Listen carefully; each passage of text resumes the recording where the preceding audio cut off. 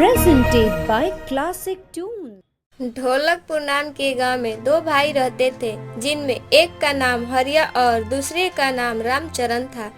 बड़ा भाई रामचरण जितना कुटिल स्वभाव का था, छोटा भाई हरिया उतना ही सरल स्वभाव का और रामचरण की पत्नी रामचरण की तरह ही चालाक और हरिया की पत्नी पति की तरह ही सहज और सरल स्वभाव की थी।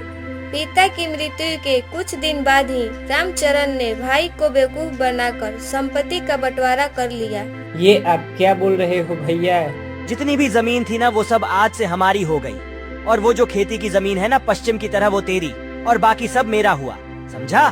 ये आपका कैसा न्याय हुआ भैया? मेरे पश्चिम दिशा की जो जमीन है वो तो बंजर है, वहाँ मैं खेती कैसे करूँगा? अरे खेती हो या ना हो वो तेरी समस्या है, समझा? मैंने तो बस बाबा की इच्छा का पालन किया है। बाबा ने मुझे भयंकर समस्या में डाल दिया है।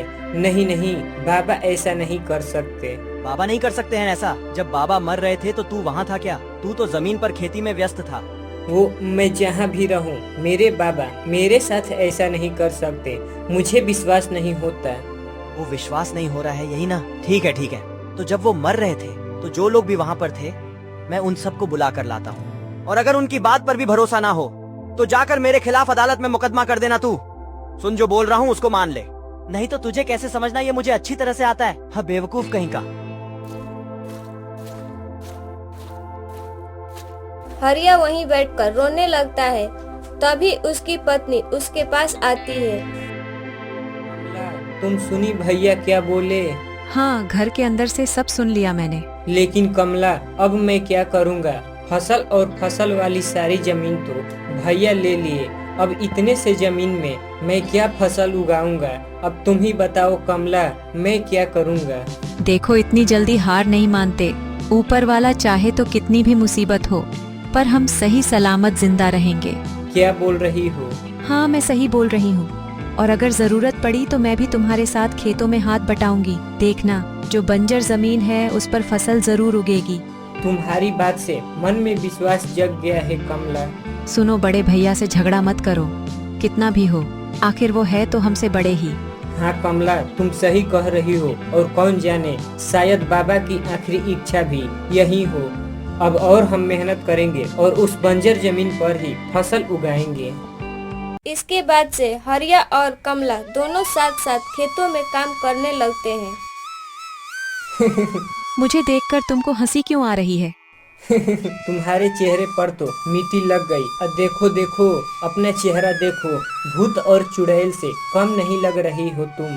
रहने दो, तुम अपना चेहरा साफ कर लो, मैं कर देता हूँ, तुमसे नहीं हो पाएगा। भूत लघु या चुड़ैल लघु, जब तक फसल नहीं उग जाते मैं इसी तरह मेहनत करती रहूंगी। अब बातें बंद करो और काम शुरू करो। जानते हो, जो मेहनत करता है ऊपर वाला उससे बहुत खुश होता है।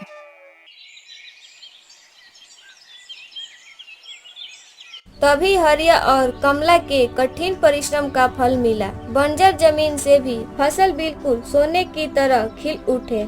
चलकर एक बार देखता हूँ कि छोटा भाई ने पश्चिम वाली जमीन पर फसल कैसे उगाई। रामचरण हरिया के खेत पर जाकर देखता है कि उसकी फसल इसके फसल से कहीं अधिक अच्छी हुई थी, जिससे रामचरण आश्चर्य में पड़ जाता है।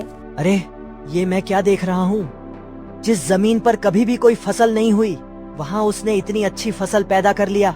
ये कैसे हो गया? नहीं नहीं, ऐसा नहीं हो सकता है। ऐ तुम दोनों इधर आओ। बोलिए भैया जी।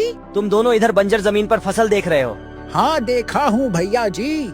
अरे वो आपके भाई और उसकी बीवी वो खुद आके अपने हाथों से फसल बोए हैं। दोनों बहुत मेहनती हैं, दोनों बहुत मेहनत करते हैं। और तुम दोनों को पैसे दे रहा हूँ और बैठ के मजे कर रहे हो।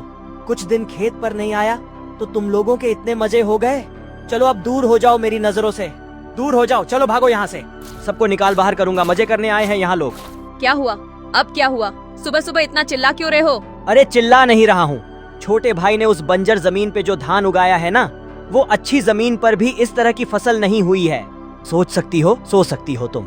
6 मजदूर सब केवल हमसे मजदूरी ले रहे हैं और काम कुछ नहीं कर रहे हैं। सुनो, अब न धान काटने का समय आ गया है। इस वक्त दिमाग इतना गर्म मत करो। उन आदमियों से धान की बोरियों को भर के भंडार घर में रखवा दो। उसके बाद पैसे दिए बिना उन्हें किस तरह भगाना है वो मुझे अच्छी तरह से पता है। हाँ। तभी कई दिनों से आसमान में बादल छाए थे, जैसे लग रहा था कि बारिश आने ही वाली है। कितने दिनों से आसमान में बादल छाए हैं ना। मैं सोच रहा हूँ मैं कल जाकर ही सारे धान काट कर घर में रख दूंगा। मैं भी चलूंगी तुम्हारे साथ। लेकिन तुम्हें तो 2-4 दिन से बुखार लग रहा है ना। ओहो, इतनी चिंता मत करो। देखो, मैं कल सुबह तक बिल्कुल ठीक हो जाऊंगी।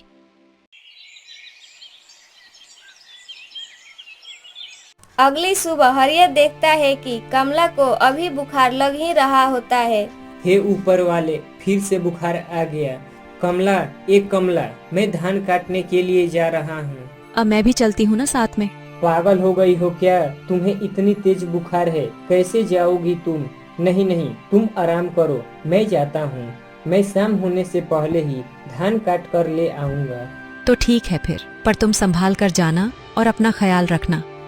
अरे मैं बहादुर हूँ, तुम मेरे लिए बिल्कुल चिंता मत करो। हरिया अपना हंसुआ लेकर खेतों की तरफ चल पड़ता है। हे ऊपर वाले, अभी बारिश मत दो, अभी तो मुझे पूरा धान काटना है। तभी आसमान से तेज बारिश की बूंदें गिरने लगती है। ये क्या, यहाँ पर तो बहुत तेज बरसात हो रही है। मैं छुपने का जगह खोजता हूँ। हाँ, मैं इस पेड़ के पास जाकर छुप जाता हूँ। हरिया बारिश से बचने के लिए पेड़ के नीचे छिप जाता है। अरे बाप रे, यहाँ कितना ठंड लग रहा है। तभी पेड़ के पास में जमीन पर एक बड़ा गड्ढा बन जाता है और उसी पेड़ के ऊपर से एक बहुत बड़ा सांप हरिया के सामने आ जाता है। हरिया सांप को देखकर डर जाता है। हे ऊपर वाले, इतना बड़ा सांप, आज तो मैं नहीं बचूंगा। हे ऊपर वाले, मेरी रक्षा करो। तभी हरिया जैसे ही भागने की कोशिश करता है कि उस गड्ढे में जा गिरता है। अरे बचाओ। तभी सांप भी गड्ढे की ओर जाता है। तुम मेरे घर आकर चोरी करने की सोच रहे थे, अब तुम्हें मुझसे कोई नहीं बचा सकता। सांप जैसे ही इतना कहता है कि पेड़ से एक पेड़ की टहनी टूटकर सांप के ऊपर गिर जाती है, जिसमें सांप फंस जाता है। इधर हरिया की पत्नी कमला बड़ी चिंतित हो रही थी। इतनी रात हो गई है, अभी तक वो आए क्यों नहीं? कहीं कुछ हो तो नहीं गया? इतनी सुबह उठकर गए थे और बाहर तो आंधी तूफान मच रहा है। मैं उनके बड़े भैया के पास जाती हूँ। कमला बारिश में भीगते हुए रामचरण के घर जाकर आवाज लगाती है। भैया, बड़े भैया, दरवाजा खोलिए बड़े भैया। रामचरण और उसकी पत्नी दरवाजा खोलते हैं। क्या बात है, इतनी रात को आई हो? देखिए ना भैया, सुबह सुबह उठकर आपके भाई धान की फसल काटने गए थे, लेकिन इतनी रात हो चुकी है, फिर भी वो अभी तक आए नहीं। मेरा दिल बहुत घबरा रहा है। वापस नहीं आया तो मैं क्या करूं? मुझे बहुत तेज बुखार है, आप ही एक बार जाकर देख कर आ जाइए ना। मैं उसको खोजने जाऊंगा। तुम क्या पागल हो गई हो? अरे नहीं नहीं, इतनी रात को इतनी तेज बारिश में मैं उसको खोजने नहीं जाऊंगा। फिर अब क्या होगा? अब हो गया क्या, अगर जिंदा होगा तो सुबह जरूर लौट कर आएगा। चलो जाओ, अब हमें परेशान मत करो। रामचरण और उसकी पत्नी कमला की कोई मदद नहीं करते हैं। इन्होंने भी मेरी मदद नहीं की। अब मुझे खुद ही जाकर देखना होगा, कहीं वो किसी मुसीबत में तो नहीं फंस गए हैं। कमला बारिश में भीगते हुए ही हरिया को खोजने जाती है। कमला खेत पर जाकर देखती है कि हरिया किधर भी नजर नहीं आ रहा था। तुम किधर हो? किधर हो तुम? कमला आवाज लगाकर इधर उधर देखती है, फिर उसी पेड़ की तरफ जाने लगती है। कमला पेड़ के पास जाकर देखती है कि एक सांप एक लकड़ी के टुकड़े से दबा हुआ था। कमला को उस सांप पर दया आ जाती है। अरे इस बेचारे सांप को कितनी तकलीफ हो रही है, इतनी बड़ी टहनी इस पर गिर पड़ी है। मुझे कुछ तो करना चाहिए ताकि यह सांप बच जाए। कमला सांप के ऊपर से पेड़ की टहनी को हटा देती है। तुमने मेरी सहायता करके मुझे बचाया। तुम इतनी रात को यहाँ क्या कर रही हो? मेरे पति फसल काटने आए थे, अभी तक घर नहीं लौटे हैं। मैं उन्हीं को ढूंढते हुए यहाँ तक आई हूँ। कुछ देर पहले इसी गड्ढे में एक जवान आदमी गिर पड़ा। देखो तो यही तुम्हारा पति है क्या? कमला गड्ढे में झांकती है। सुनो तो, क्या तुम अंदर गिरे हो? हाँ कमला, मैं यही हूँ, मुझे बचाओ कमला। अरे हाँ, यही है मेरे पति, उन्हीं की आवाज है ये। कमला, तुम मुझे बाहर निकालो कमला, जैसे भी हो मुझे बाहर निकालो कमला, मैं यहाँ बहुत देर से फंसा हूँ। तुम पेड़ की जड़ को गड्ढे में नीचे उतारो, जल्दी करो, वही पकड़ के ऊपर आ सकता है तुम्हारा पति। कमला पेड़ की जड़ को अंदर गड्ढे में डालती है, फिर हरिया उसे पकड़कर बाहर आ जाता है। कमला, तुमने इस तेज बारिश में आकर मेरी जान बचाई, लेकिन कमला हमारा सारा धान खराब हो गया कमला, पूरा खराब हो गया, हम बर्बाद हो गए कमला। दुखी मत हो, नसीब में रहा तो हम फिर से ऐसे ही खेती बाड़ी करेंगे, लेकिन तुम जो मुझे जिंदा मिले हो यही मेरे लिए बहुत है। चलो अब घर चलते हैं। अच्छा, तो तुम मेरे गुप्त धन चोरी करने के लिए नहीं आए थे? क्या गुप्त धन? नहीं तो मैं तो अपनी धान की फसल को काटने आया था। इतनी तेज आई बारिश के कारण मैं इस पेड़ के नीचे छुप गया था। तुम दोनों ही बहुत अच्छे इंसान हो, तुम्हारी पत्नी ने मेरी जान बचाई। तुम दोनों को मैं कुछ इनाम दूंगा, आओ मेरे साथ। हरिया और कमला उस सांप के साथ उसके खजाने वाली जगह पर जाते हैं। उस गड्ढे में बहुत सारे धन पड़े थे। इस गड्ढे के अंदर बहुत सारे सोने के मोहरों से भरे घड़े हैं, तुम्हारा जितना मन हो ले जाओ। हाँ, सोने के मोहरे, वो भी इतने सारे? हाँ बिल्कुल, बहुत सालों से मैं ये गुप्त धन यहाँ छुपा के रखा था। ले लो, जितना चाहे उतना ले लो। हरिया एक घड़ा उठा लेता है। ये देखकर सांप बोलता है, और नहीं लोगे? हम लोग गरीब इंसान हैं, हमारे लिए यही भरा हुआ घड़ा पर्याप्त है। अरे मन है तो और 2-4 घड़ा लेकर जा सकते हो। अरे नहीं नहीं नाराज, अगर ज्यादा दौलत मिले तो आदमी बिगड़ जाता है, इसीलिए हम हमारी जरूरत के हिसाब से ही लेंगे। तुम्हारी सच्चाई से मैं बहुत खुश हूँ। जाओ, तुम लोग हमेशा खुश रहो, सुखी रहो। हरिया और कमला एक घड़ा लेकर आते हैं। इधर रामचरण और उसकी पत्नी सलाह कर रहे थे। छोटा भाई कहाँ चला गया बताओ तो? इतनी रात को उसकी बीवी खोजने गई थी, पर आए नहीं अब तक। दोनों ही मर गए क्या? अरे तो हमें ही फायदा होगा ना, मैंने धोखा देकर बहुत सारा धन संपत्ति ले लिया है, और अब बाकी का बच्चा हुआ भी हम ले ही लेंगे। वैसे कभी कभी तुम भी सही बात करती हो। तभी हरिया और कमला को आते हुए देख लेते हैं। अरे रे रे, देखो तो देखो। तुम्हारे भाई के कंधे पर ये एक कलश भी दिखाई दे रहा है। अच्छा, उन्हें कोई खजाना तो नहीं मिल गया? चलो चलो चलकर देखते हैं कि आखिर उस कलश के अंदर क्या है। रामचरण अपने बीवी के साथ आकर दीवार से कान लगाकर अंदर की बातें सुनने लगता है।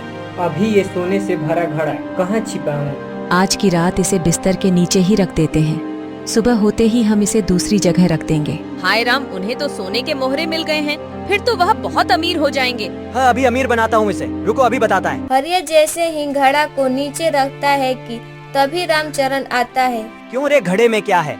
ये क्या, ये तो सोने के मोहरे हैं। कहाँ से लाया, कहाँ से मिला? जल्दी बता, कहाँ से मिला?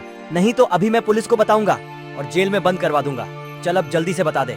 बताता हूँ, अभी सब बताता हूँ। हरिया सारी बातें डर के मारे अपने भाई रामचरण को बता देता है। रामचरण और उसकी पत्नी बहुत खुश होते हैं। अगले दिन रामचरण कुदाल लेकर घर से निकल जाता है। घड़े को खोद के सारे घड़े लेकर आ जाएंगे हम लोग। वे जैसे ही उस गड्ढे के पास पहुंचते हैं कि तभी वही सांप वहां आ जाता है। क्या तुम दोनों मेरा गुप्त धन चोरी करने आए हो? ए ही हट, चल हट जा मेरे सामने से, हट, चल भाग यहाँ से, नहीं तो अभी तुझे काट कर टुकड़े टुकड़े कर दूंगा तेरा। चल भाग यहाँ से। तू मुझे डरा रहा है, तू मुझे काट डालेगा, देख मैं तेरा क्या हाल करता हूँ। तभी सांप अपने शरीर को बड़ा कर लेता है और अपनी पूंछ से मारकर उस गड्ढे में ढकेल देता है।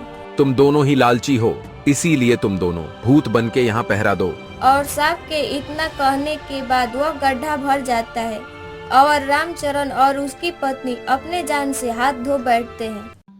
ऐसी और कहानियाँ देखने के लिए हमारे चैनल क्लासिक टून को सब्सक्राइब जरूर करें और बेल आइकन दबाना ना भूलें।